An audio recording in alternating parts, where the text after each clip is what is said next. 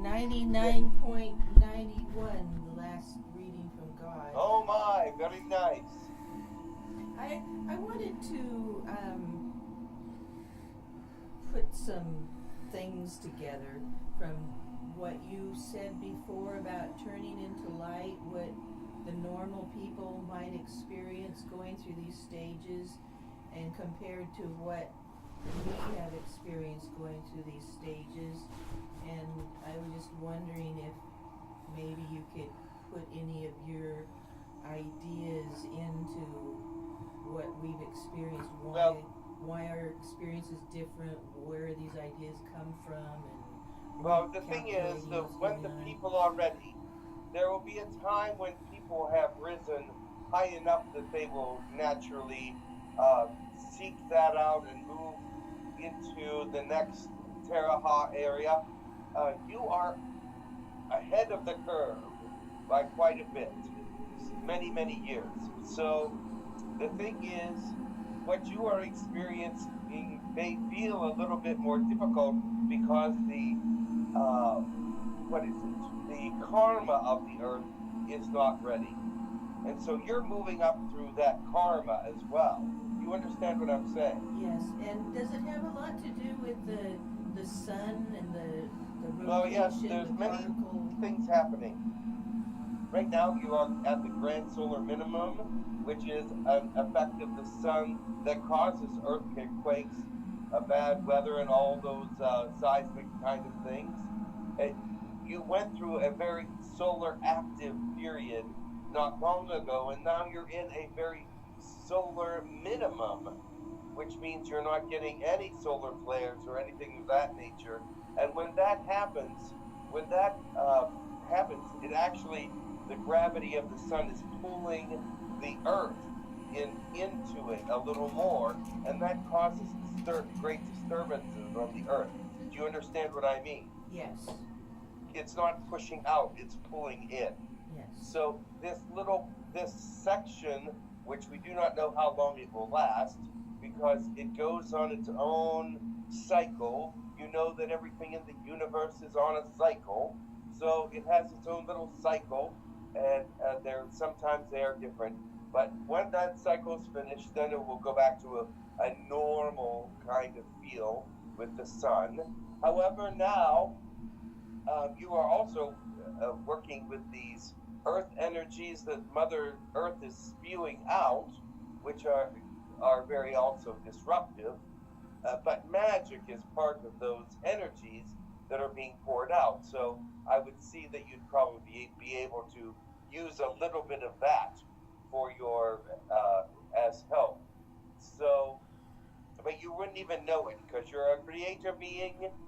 Both of you are creator beings, and so you would just sort of suck that up a little bit very easily.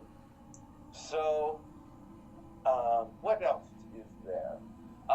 Yes, there's just other movements through the galaxy. The center of the galaxy is facing the Earth now. That hasn't happened for a while. Usually there is something blocking that. There's usually solar systems and things of that nature in the rotation that are blocking energies to you. But at this point, you are facing the very center of the galaxy. Those energies have also been contributing to some pulling and pushing on the Earth. And so you're trying to rise in a very difficult time. You're doing a wonderful job, but it's very difficult at this time to do so. But congratulations on your movement forward. Thank you. Thank you. And there was talk of this 5-year window, 2017 to 20 or 22. Can you tell me what the window is creating? The things. Well, is that the window that's facing the center of the galaxy? No, the window of time. It was said that this 5-year window of time is when some people could ascend, called the Bardo cycle. That's just a teaching that was on Earth. Yes, another cycle. Yes, it's it was predicted a long time ago, but what was not predicted is all these things that are happening with it. Yes, there is an energy that is there that can help with stimulation of the senses and stimulation to move into the next plane. However, they're being disrupted a little bit by all these other things. It is still there, though, if you can latch onto it and get a pure reading of it. It can very much help you. So try to find it, pray and meditate on it, and see if you can attach to this particular cycle. And could you tell me, do a comparison of what the energies will be in 2039 to 2040 when people will be able to ascend? Well, things will be much different then. That'll be after first contact. That'll be after a great deal of awakening. That will be after there are the collapse of the financial system and it is reborn.